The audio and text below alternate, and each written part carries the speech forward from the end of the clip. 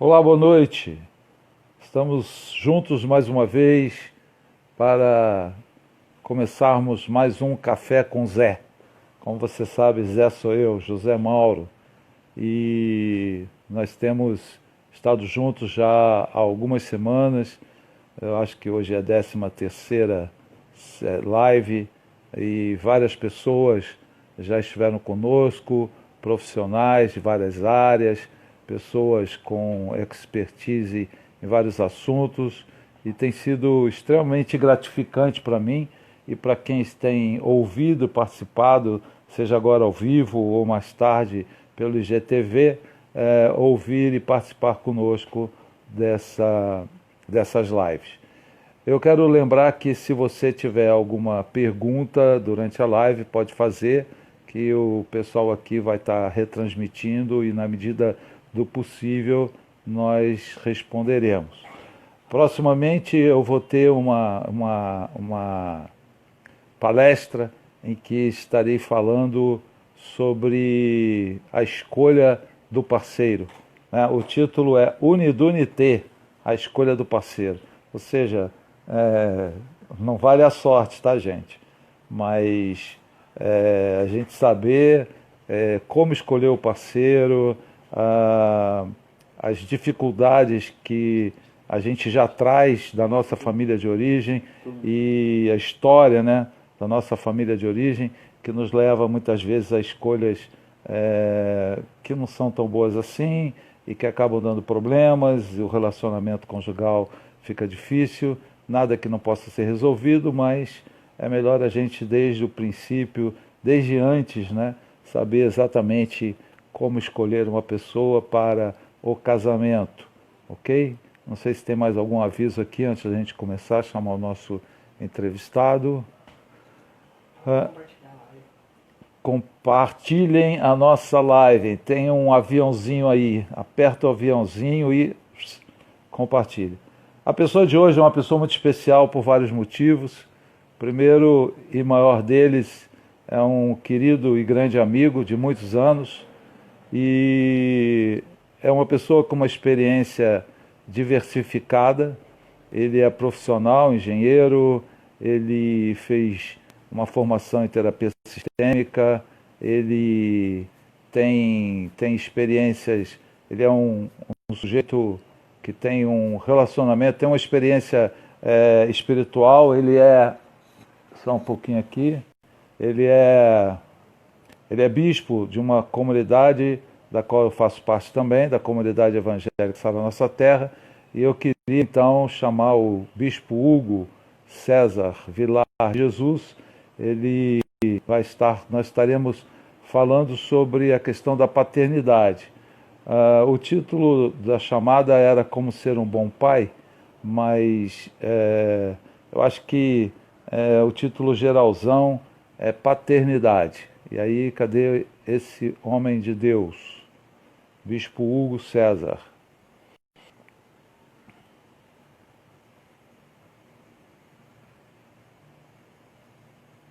Só um minutinho.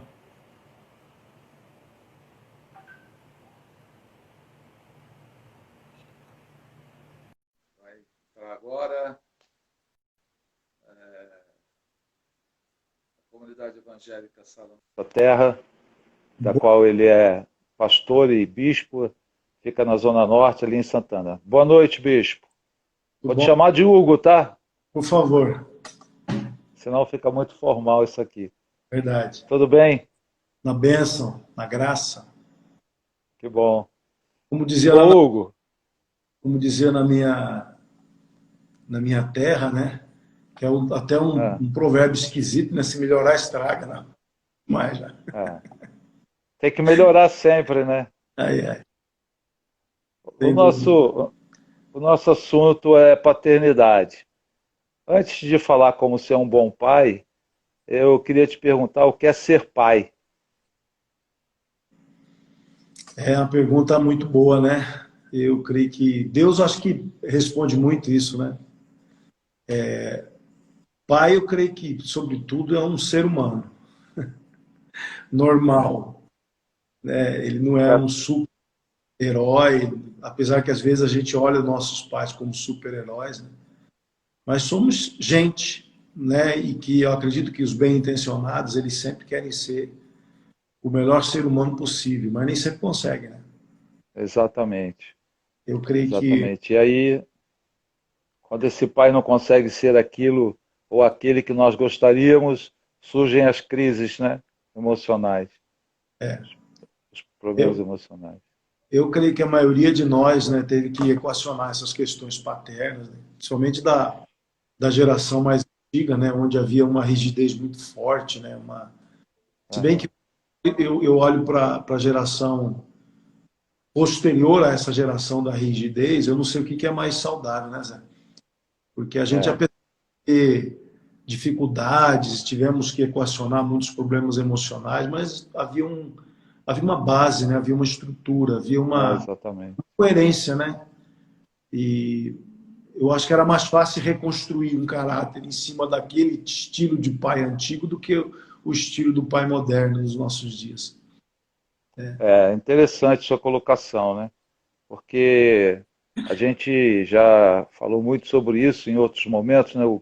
A É, fragilidade masculina e a ausência paterna tem gerado conflitos maiores, eu acredito, do que aqueles da geração passada, né?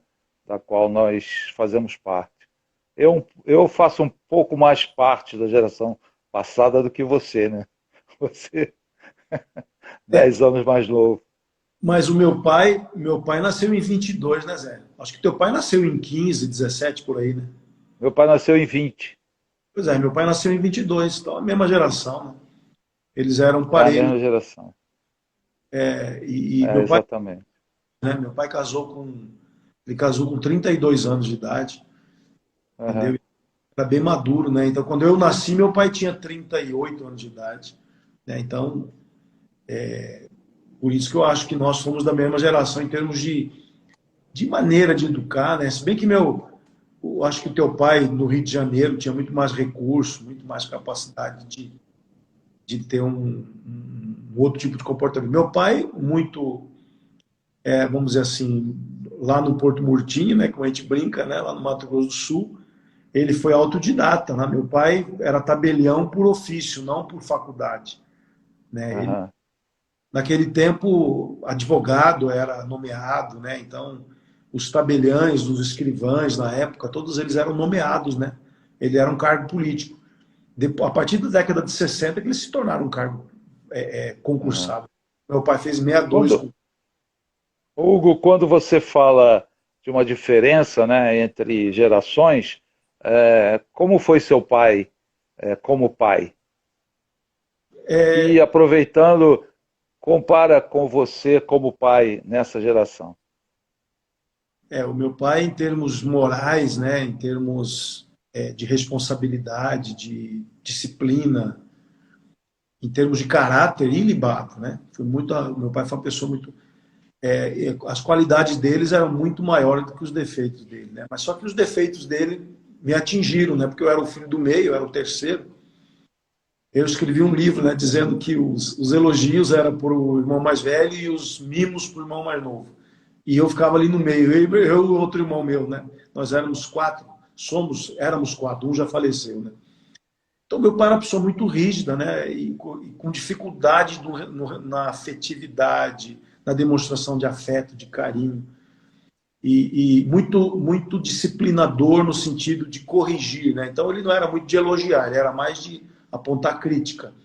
Então, isso gerou, vamos dizer assim, algumas dificuldades na minha identidade, mas o interessante que o modelo que mais me atinge hoje é a disciplina, é o caráter, a fidelidade à minha mãe, que era uma coisa impressionante, né, no ambiente que ele vivia e que era incomum, né? Os amigos Uhum. dos meus pares lá, meus colegas, os pais deles, todos iam para a zona de meretrício e se No vangloriavam de. interior isso é muito comum, né? E meu pai não fazia isso. Meu pai, ele era realmente era uma pessoa muito interessante. Mas a questão é interessante que eu digo para você, porque a falta da presença dele afetivamente, como amigo, como aquele que apoiava meus erros, né? Não no sentido de apoiar os defeitos, mas de dar Corrigir. aquela correção com amor, com carinho, isso ele não sabia fazer. Então, gerou uma insegurança, gerou uma sensação de incompetência que eu tive que administrar lá depois, na minha fase madura. Inclusive, você participou disso, né? Como pastor nosso lá na década de 80 em Campo Grande, né? Quando eu já trabalhava, já era engenheiro, já estava exercendo a minha profissão e tive muitas dificuldades no sentido de me sentir capaz, apesar de que, graças a Deus, sempre, pela misericórdia do Altíssimo, eu sempre me dei bem profissionalmente, né? A Mas misericórdia do Senhor e a sua inteligência, capacidade, né, as suas habilidades, com certeza. E como é ser pai? para responder a tua pergunta, o que é ser pai? Eu creio que ser pai é amar, né? É proteger, é corrigir, é ser modelo. Eu creio que exercer o seu papel corretamente, né? De amigo, ao mesmo tempo, não um amigo igual amigo da escola, mas o pai amigo, que mantém a autoridade, que mantém a reverência, o respeito. E o pai que corrige, que disciplina o filho, e o pai que é modelo na sua atitude, na sua fala, na sua maneira de ser. Porque vida não se ensina por palavras. Vida, eu creio que o nosso desafio é a atitude. Deixa eu tirar aqui da. Pronto. Botei modo. Vai tocar aqui. Eu tinha esquecido de colocar. Então, eu acredito muito nisso, né, Zé? E isso bate muito com a Bíblia, né? O desafio que Moisés fez, né? Quando ele ensinava sobre o Pai, em Deuteronômio 6, ele falava que amarás o Senhor teu Deus de todo o teu coração, toda a tua alma, toda a tua força, e estas palavras que hoje te ordeno estarão no teu coração. Tu as inculcarás a teus filhos, e delas falarás sentado em tua casa, andando pelo caminho, e ao deitar-te e ao levantar-te. Eu vejo aqui Moisés falando de um estilo de vida, né? Não cheio de regras, cheio de isso, aquilo, não. Um pai que tinha atitude, né? E essa atitude que influenciava mais a proposta da influência da palavra de Deus pela atitude. Né? Uhum. Nós sabemos que quanto mais presente um pai num sistema familiar, numa família, mais saudável essa família. Então, o que você está dizendo corrobora, né? A Bíblia corroborada pela psicologia, a psicologia pela Bíblia, né? Porque é muito importante essa presença de um pai ali dirigindo, sendo afetuoso, mas também dando equilíbrio à disciplina. Voltando àquela pergunta, que pai é você? Pai Carola, apaixonado pelos filhos, 4 filhos, né? Tenho duas filhas mulheres, uma de 40 anos já, né? A Mariana com 25, Jonas com 22 e Daniel com 18. Eu sou muito apaixonado pelos meus filhos, muito presente, né? Acho que uma coisa que ajudou muito, né, no meu relacionamento com os meus filhos, eu sempre tive uma preocupação. Quando eu era criança, eu observava que os adultos não se importavam comigo, eles nem olhavam para mim. Quando eu chegava numa casa com os meus pais, eles nem olhavam, só cumprimentavam meus pais e as crianças eram consideradas uns seres rejeitados. Ou não dignos de aceitação, sei lá qual era. Uhum. E aquilo me chateava, sabe? Eu dizia muito isso, quando eu for adulto, eu vou prestar atenção nas crianças. E aí eu fiz isso quando eu comecei a criar meus filhos, né? Eu comecei a observar muito isso, né? Toda vez que eu chego em casa, até hoje eu sou assim, eu olho muito o semblante dos meus filhos, eu olho muito como é que está a aparência. Se não estão bem, eu quero saber por que você não está bem, o que está acontecendo, fala comigo. Então, isso propiciou na nossa história, né, depois de tantos anos, propiciou, aí está até um gritando meu nome aqui, sem saber que eu estou na live aqui, né? Que é o Daniel, né? Está gritando aí meu nome. E isso propiciou uma amizade com eles, né? porque a gente fala sobre tudo, né? A gente tem uma liberdade para falar, inclusive com as meninas, né? A mais velha já casou, já mora em Florianópolis desde Olha, 2000, aham, já tem 2 filhas, já nos deu 2 netinhas. aham. E o Jonas também já casou, que é o terceiro, né? É o terceiro, o primeiro menino. E a Mariana está fazendo psicologia, vai ser tua colega no futuro, está no Colega. curso, né? Ela, Aham. tá, ela teve esses dias com a Gorete, que é psicóloga, pegou vários Ah, livros em sim. Gorete, trocou ideia com ela. Tem que pegar os livros emprestados e ler, né? Não, mas ela está Às lendo, vezes. ela está lendo, Opa, então ótimo. ela está realmente interessada. Então, eu creio que eu sou um pai, né? Certa vez me convidaram para fazer uma palestra lá em Brasília, para os pastores, acho que até você estava lá, e perguntando exatamente isso, né? Como é que é ser pai? E eu perguntei para os meus filhos qual era as características que eles acreditavam que ajudou eles, né? Deles buscarem, servirem a Deus como nós servimos, deles buscarem ter o caráter de Cristo neles. E eu e Gisela queríamos. Ótimo. O que nós fizemos? E os 4 responderam coisas muito interessantes mesmo. Foi edificante, né? Porque era uma experiência de vida, né? São 4 filhos, né? Não é apenas um. Você também tem essa experiência de 3 filhos. Três, Quatro, é. Mas o que eles responderam, Hugo? em suma, os 4, sem exceção, falaram que o que mais marcava eles é que o que a gente falava, a gente vivia. Então, isso gerou neles Coerência. a coerência. Eu acho que a coerência de o que se fala se vive, né? Então, eu creio muito nessa atitude, né? Entre outras observações interessantes, eu achei essa mais importante, porque essa é a minha obsessão, né? Eu acho que a gente tem que procurar ser autêntico, ser transparente, ser gente, né? Mas da melhor qualidade, né? É, ser coerente. Realmente é uma marca registrada sua, né? Essa coerência, isso afeta a todos nós que relacionamos com você e com Gisela também. Em que você já errou com esses filhos, Hugo? Muitas vezes errei. Eu acho que, se você perguntar para mim o que eu errei, eu acho que eu amei demais, sabe? Eu devia ter sido mais duro com eles. Eu sou muito. é, eu acho que eu sou muito complacente com os erros deles, né? Devia ser mais duro com eles. Olha, Acho desculpa eu ter que interromper, mas eu conheço seus filhos e são adoráveis. Pelo é, menos acho que eu estava até pensando ainda há pouco, você, Gisela, não só você como pai, mas Gisela também é como mãe, né? Vocês são excelentes pais. Essas chamar de crianças, né? Mesmo a Cidinha que já tem a Cidinha tem a idade do Danilo, né? é, Então, mas é tudo criança ainda, e são todos uma benção. Então, eu digo o seguinte sempre, Hugo, errar a gente erra sempre. Você começou falando sobre isso, né?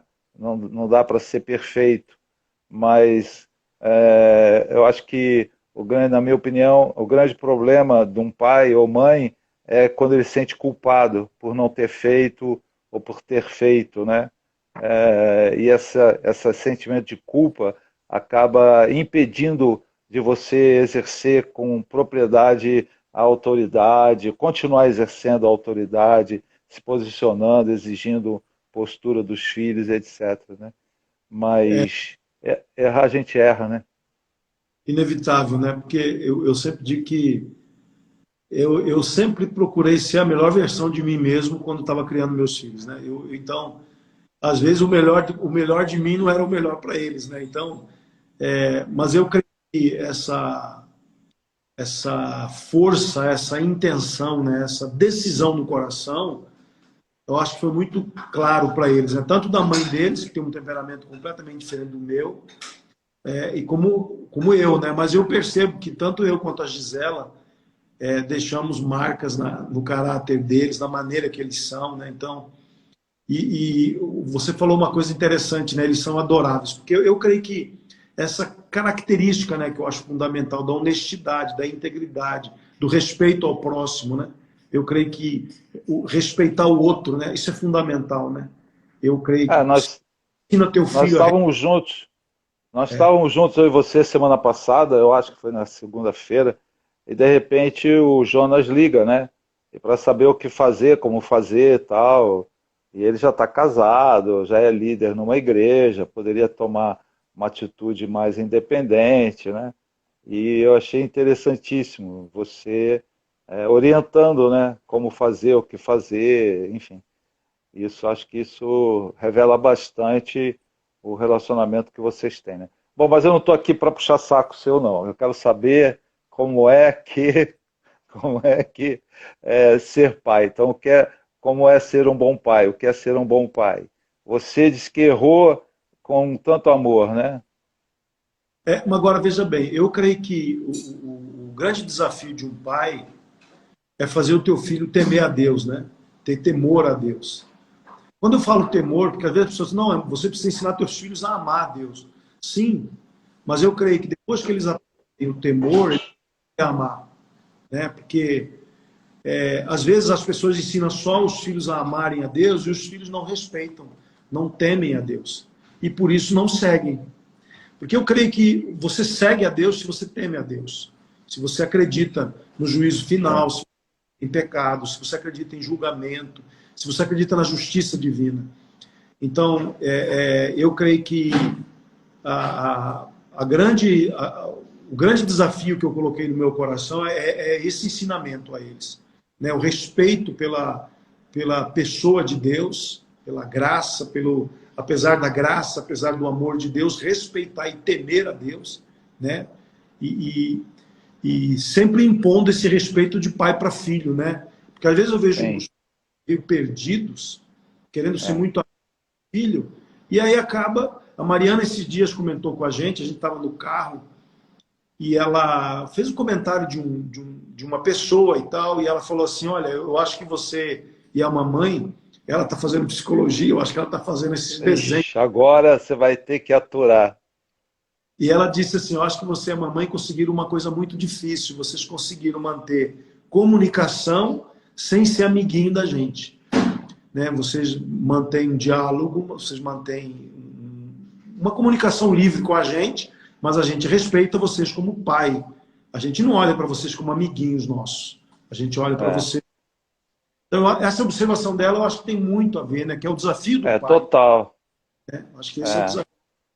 A gente, a gente trabalha muito na sistêmica com função, né? Então, a função de filho é ser filho, do pai é ser pai. Isso estou falando assim muito resumidamente, né? E algumas famílias acabam colocando os filhos como melhores amigos, né? E fazendo aí uma triangulação e, enfim, isso não é saudável, né? O filho tem que estar ali debaixo de disciplina, orientação, com amor, né? Respeito, mas no lugar dele, que é de ser filho, ser cuidado, ser tratado e ser disciplinado, né? É, Isso é muito importante. e na verdade eu muito que ensinar o teu filho a temer a Deus e a buscar Deus, né? Porque aí ele é aquele lance do empurrão, né?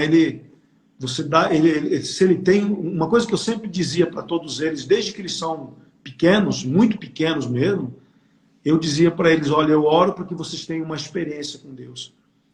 E essa fala eu acho que ficava incomodando eles, né?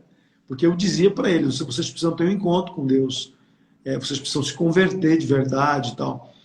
Então, essa experiência que eu vi, né, os quatro terem com Deus, foi fundamental para a construção do caráter deles, do caráter de Cristo neles, né? Então, essa preocupação minha, né, a minha preocupação sempre maior, às vezes isso pode ter sido um defeito, antes do estudo, antes da riqueza da vida profissional, antes de qualquer aspecto da vida deles, eu dizia sempre para eles: o mais importante é vocês terem uma experiência com Deus, é vocês terem um encontro genuíno com a pessoa de Jesus Cristo. E eu percebi que eles foram amadurecendo, chegando na adolescência, eles entraram nessa encruzilhada. Todos eles, né? Os quatro. Aham. Os quatro, o que passou mais rápido por essa fase foi o Jonas, porque ele com 13 para acho que com 12 para 13, 2011, 13 anos, ele ia completar 13 anos. Antes de completar 13 anos, ele sofreu um acidente, né, com skate, Terrível. quebrou, foi terrível. Isso adiantou a experiência do Jonas com Deus, né? Então, já os demais não, Cidinha, Mariana, Daniel, até o Daniel me deu um pouco de trabalho na adolescência, porque Ele eu está acho na que adolescência, né? pois é, mas quando ele entrou na adolescência, né? Então ele Aham. e fazer a escolha dele, né? Foi muito interessante, né? Eu ver todos eles, né? Tanto a Cidinha mais velha, morávamos em Curitiba, ela teve uma crise lá, tal. Foi muito interessante ver a experiência dela com Deus, a conversão, e isso sim vale.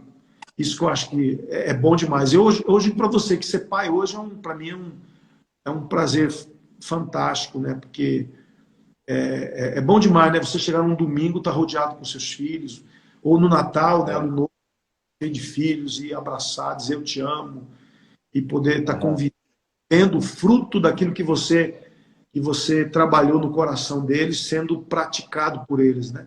Ver Hugo, a mais velha, né? Prosperando, crescendo, sendo mãe de filhas, sendo toda organizada, né? Muito mulher de Deus, uma esposa maravilhosa, e crescendo financeiramente, tendo papel na casa de Deus, né? Então, e sendo uma mãe exemplar para as filhas, né? Tendo um bom relacionamento com o marido.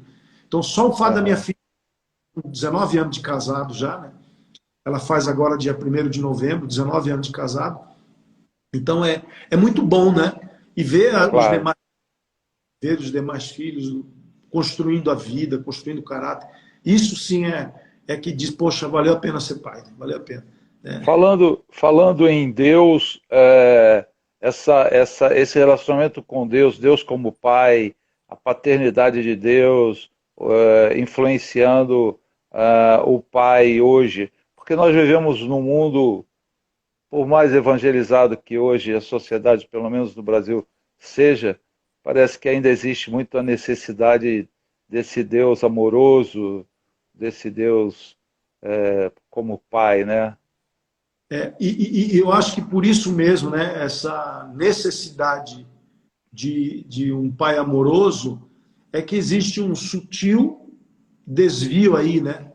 Porque muitos evangélicos, muitos cristãos, sem entender muito bem essa questão do papel masculino, papel de pai, papel de homem, né, que é fundamental. Eu conversava com meu irmão caçula, que um dia, tipo, acho que você seria um excelente, acho que seria uma excelente live para você fazer com o João, né? Você conhece bem ele, é um homem de Deus, né? Eu sou fã dele, né? Você sabe, né? Eu sou fã do João e ele estava falando sobre isso, que é, é importante voltarmos a mostrar um evangelho bem referenciado nessa questão do papel masculino. Né? O evangelho onde o homem se coloca como homem, sem inseguranças, sem dúvidas, né? Com a certeza do seu papel. Qual é o meu papel nessa casa, afinal de contas? Como é que eu tenho que me comportar? Como é que eu faço diante das É, crises? Como é que eu faço quando eu é, vejo?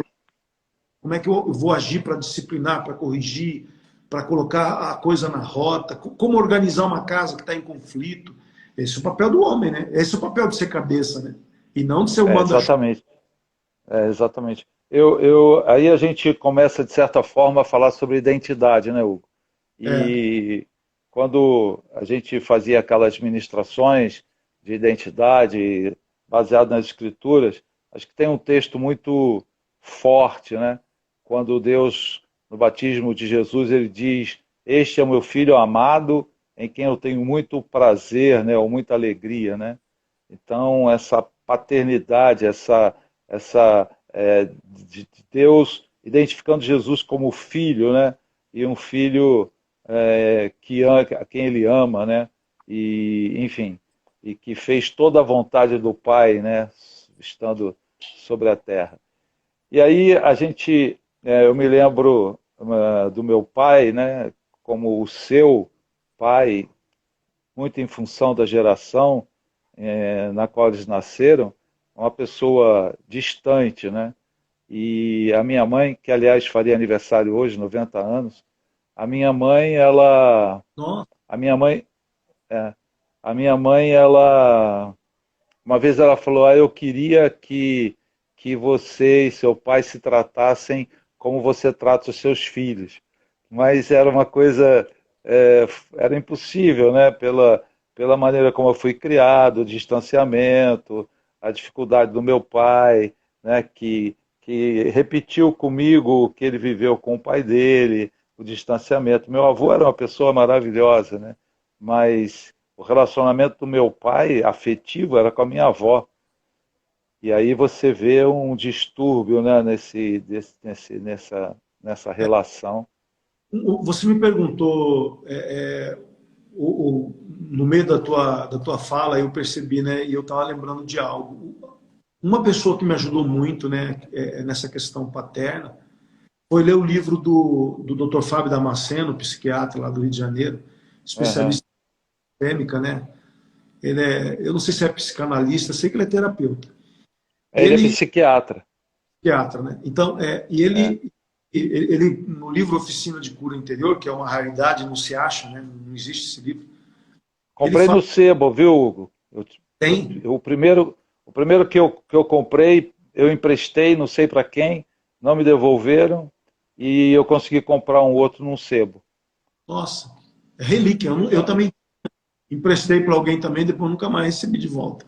é, E uma questão muito interessante que ele fala, né, que ele compara o caráter de um ser humano com uma balança, né? Ele coloca duas bandejas e ele diz que em uma bandeja você coloca os direitos da criança e do outro lado as obrigações.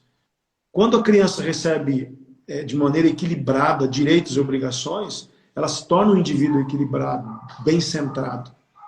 E como direitos, ele colocava o direito que a criança tem de ser valorizada, né?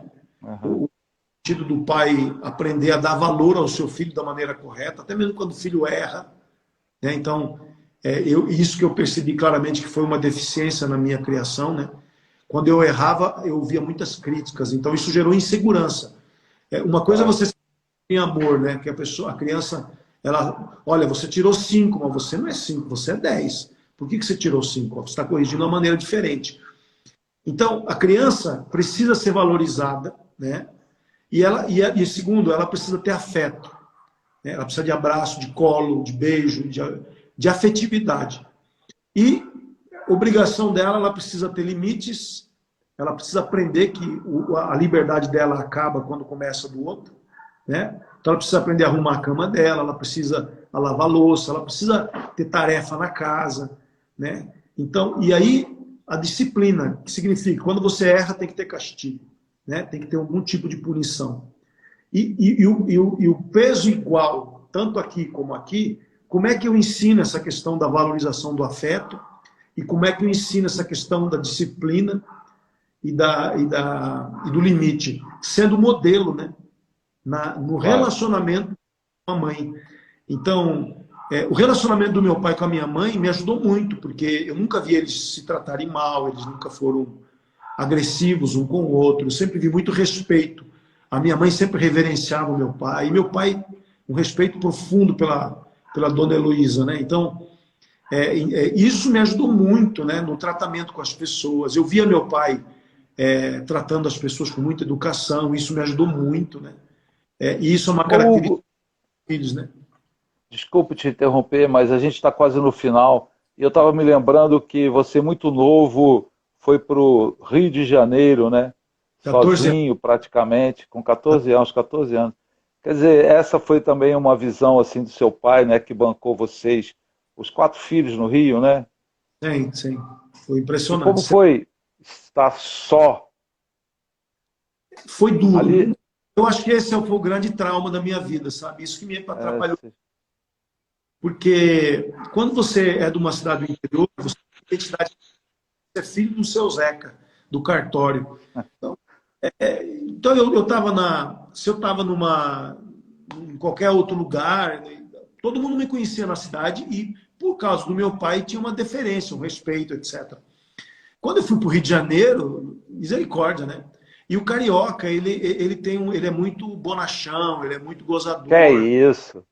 Como assim? Né? O carioca, ele é muito... como é que... Ele não perde muito Descontraído. tirar uma casquinha, né? É. Então, aí você chega numa cidade que era a capital, vamos dizer assim, cultural do Brasil, o centro das atenções do Brasil era o Rio de Janeiro, né? Eu acho que quanto era no meu tempo, né? 75, era muito e ainda era estado da Guanabara, lembra do estado da Guanabara? Ainda era Guanabara. Claro. Então era muito forte, né? A cultura do carioca, e foi um choque absurdo, né? E solidão, né? Apesar que meus irmãos já moravam lá, os dois irmãos mais velhos, mas tanto um quanto o outro eram afeto zero, diálogo zero. Era um relacionamento meio complicado, né, entre a gente. Eu nem sei te dizer por quê, né? Até que eu acho que era uma coisa meio esquisita, né, entre a gente, né? Depois que a gente foi melhorando isso com o tempo, mas quando eu cheguei lá com 14 anos, eu não sei o que eles pensavam, né? Esse garoto aí vai me dar trabalho, esse cara vai... provável. Esse garoto, esse moleque chato. E eu fui centrado, né? Eu fui para estudar, né? E graças a Deus, né? Saí de lá engenheiro. Visão fantástica do meu pai, né? Que sabia que se eu ficasse lá no Mato Grosso do Sul, eu não ia ter futuro profissional, vamos dizer assim. E ele e minha mãe pagaram um preço altíssimo, né? Então, eu sou muito eternamente grato. Sempre escrevi um livro para eles, né? Por causa disso. Para a gente encerrar aqui, né? Eu acho que quando trabalha em terapia e a gente fala sobre paternidade, ao fim a gente explica que os pais fizeram, né? Nós fizemos o melhor que a gente pôde, porque foi o que a gente aprendeu, né? E não dava para ser diferente. E os filhos, então, devem, uma tarefa é honrar os pais, né? No mínimo, foram esses pais, fomos nós, pais, que demos vida a esses filhos, né? E por isso os pais devem ser honrados. Você está falando do seu pai, eu mencionei o meu rapidamente. Independentemente do que fizeram ou deixaram de fazer, eles merecem o nosso respeito e nosso carinho, né? E nosso agradecimento. Hugo, e falando de agradecimento, te agradecer demais. Sei que você é um cara ocupado, daqui a pouco você tem que estar na igreja, para o culto. Vai cair fogo. Vai cair fogo do céu lá. E obrigado. Vou chamar a Gisela futuramente para a gente fazer uma live sobre visão de mundo, filosofarmos. E ela está no... sobre isso. A bichinha está turbinada. É demais. É demais. E quinta-feira eu estou aí. Obrigado, Hugo. Deus abençoe. Muito obrigado. Tchau, tchau, querido. Boa noite. Boa noite. Não, eu vou... Tchau, tchau.